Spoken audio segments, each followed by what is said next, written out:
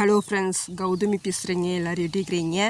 நம்ம வீடியோ போட்டு ரொம்ப நாள் ஆச்சுங்க. ஆமாங்க, இடையில கொஞ்சம் வேலை, அதனால் வீடியோ போட முடியலைங்க. அப்புறம் இன்றைக்கி நொங்கை பற்றி ஒரு வீடியோ போடலாம் அப்படின்ட்டுங்க.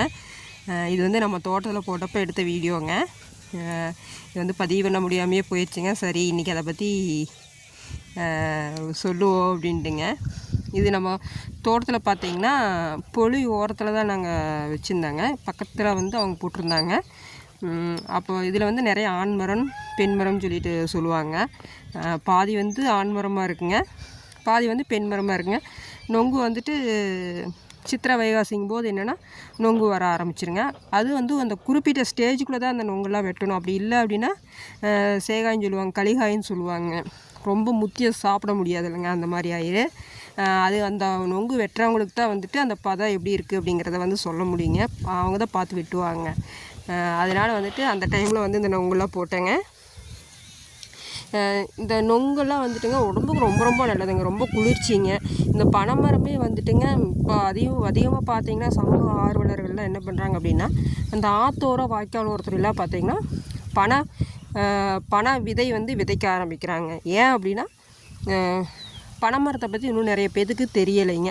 என்ன அப்படின்னா பனைமரம் அந்த வேரில் அதோட தண்ணி கீழே அடியில் இருக்கிற தண்ணிகளை நீரை சேமிக்கக்கூடிய தன்மை இந்த பனைமரத்தோட வேருக்கு இருக்குங்க. ஸோ அதனால் இப்போல்லாம் என்னென்னா அதிகமாக சமூக ஆர்வலர்கள்லாம் என்ன பண்ணுறாங்க அப்படின்னா பனை விதைகள் நிறையா விதைக்கிறாங்க. வாய்க்கால் ஓரம் ஆத்தோரங்கள் எல்லாம் இது ரொம்ப ஒரு நல்ல விஷயங்க. ஏன்னா வருங்காலத்தில் இந்த பனைமரமெல்லாம் அழியாமல் நம்ம பாதுகாக்கலாங்க. அப்புறம் இந்த பனைமரத்தெல்லாம் பற்றி சொல்லணுன்னா நம்ம அந்த 90s கிட்ஸ் எல்லாம் பற்றி சொல்லணும்னு நிறைய சொல்லலாங்க. இந்த பனை ஓலையில் என்ன பண்ணுவாங்க அப்படின்னாங்க, காத்தாடி செய்வாங்க. அந்த காஞ்சி போன ஓலை எடுத்துட்டுங்க, அது காத்தாடி செஞ்சுட்டு கரெக்டாக அப்போ தென்மேற்கு பருவமழை ஆரம்பிக்கும் அப்படின்னா சீசனில் மேற்கேருந்து காற்று அதிகமாக அடிக்குங்க. அப்போ அந்த காற்றோட திசையில் நம்ம எதிர்நோக்கி போனோம்னா அந்த பயங்கரமாக அந்த காத்தாடி சுற்றுங்க. இப்போ நம்ம என்ன தான் போயிட்டு அந்த பிளாஸ்டிக்கில் விற்கிற காத்தாடியெல்லாம் வாங்கி சுற்றினாலுங்க அந்த ஒரு சந்தோஷத்துக்கு அளவே இருக்காதுங்க. இந்த ஓலையில் தாங்க, இந்த ஓலையில் செஞ்சு நம்ம சுற்றுற காத்தாடி தாங்க ஃபேமஸ். அப்புறம் அந்த நொங்குலாம் வெட்டி சாப்பிட்டு என்ன பண்ணுவாங்கன்னா நொங்கு வண்டி செஞ்சு ஓட்டுறதுங்க. அப்போல்லாம் சைக்கிளெல்லாம் வாங்கி கொடுக்க மாட்டாங்க நமக்கு. இந்த மாதிரி நொங்கு வண்டி தாங்க, இதுதான் நம்மளுக்கு காரு, சைக்கிள், பைக்கு எல்லாமே இது நொங்கு வண்டி தாங்க. அது வீட்டில் 2 பேர் 3 பேர் இருந்தோம்னா என்னோடய வண்டி தான் பெருசு, உன்னோட வண்டி தான் பெருசு அப்படின்ட்டு ஒரே சண்டையாக இருங்க. வீட்டுக்கு முன்னாடி நொங்கு வண்டி தான் இது காலையில் தூங்கி எந்திரிச்சது இந்த நொங்கு வண்டி இருக்குதா இல்லையான்னு தான் பார்ப்பேங்க. அந்த மாதிரி அதெல்லாம் ஒரு சந்தோஷமான ஒரு நாட்களுங்க அனுபவிச்சதெல்லாம். இந்த மாதிரி பழம் ரொம்ப உடம்புக்கு நல்லதுங்க. அந்த பனம்பழம் முத்து கீழே விழுகுது பார்த்தீங்களா, அப்போ அந்த பனம்பழத்தை எடுத்து தீயில வாட்டி சாப்பிட்டோம்னா அது ரொம்ப ரொம்ப நல்லா இருக்குங்க சாப்பிட்றதுக்கு. அதே நம்ம மண்ணில் போட்டுட்டு அது பனங்கிழங்காவும் அதை வேக வச்சு சாப்பிட்டோம்னா அது ரொம்ப ரொம்ப நல்லதுங்க. சுகருக்கு ரொம்ப நல்லது. அயன் இரும்பு சத்து அதிகம் இருக்குங்க அதில். அதே அந்த கிழங்கெல்லாம் எடுத்துகிட்டு அதுக்கப்புறம் அந்த கொட்டை அந்த விதை இருக்கும் பார்த்தீங்களா, பனங்கிழங்கு கிழங்கு வந்ததுக்கப்புறம் அந்த கொட்டை இருக்குது, அதை எடுத்து 2ஆக வெட்டி அதுக்குள்ள ஒரு சீமுன்னு சொல்லுவாங்க, அதை எடுத்து சாப்பிட்டா அது அவ்வளோ டேஸ்ட்டாக இருக்குங்க. அதே மாதிரி பனை ஓலைகள்லாம் பார்த்திங்கன்னா அப்போல்லாம் இப்போல்லாம் எவ்வளோ பெரிய டார்ஸ் வீட்டில் படுத்தாலும் நிம்மதியின் தூக்கம்னு ஒன்று வராதுங்க. ஆனால் அப்போல்லாம் இந்த பனை ஓலையில் வீடு கூரை மேய்ஞ்சு அதில் படுத்து தூங்கி பாருங்க, அதுதாங்க சொர்க்கம். அதை விட வேறு எதில் படுத்தாலும் தூக்கம் வராதுங்க, அப்படி இருக்குங்க. அந்த மாதிரிங்க. அப்புறம் அதுலேயே முறம் நிறைய அழகு பொருட்கள்லாம் இந்த பனை ஓலையில் செய்வாங்க. அப்புறம் பனை மரத்தில் அந்த பனங்கல்கண்டு எடுப்பாங்க.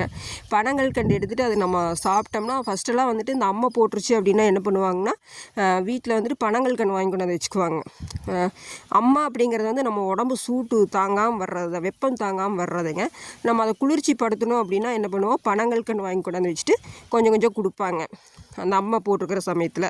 அதெல்லாம் சாப்பிட்டோம்னா அந்த உடம்பு குளிர்ச்சி. பனங்கருப்பட்டியெல்லாம் ரொம்ப ரொம்ப நல்லதுங்க பெண்களுக்கு.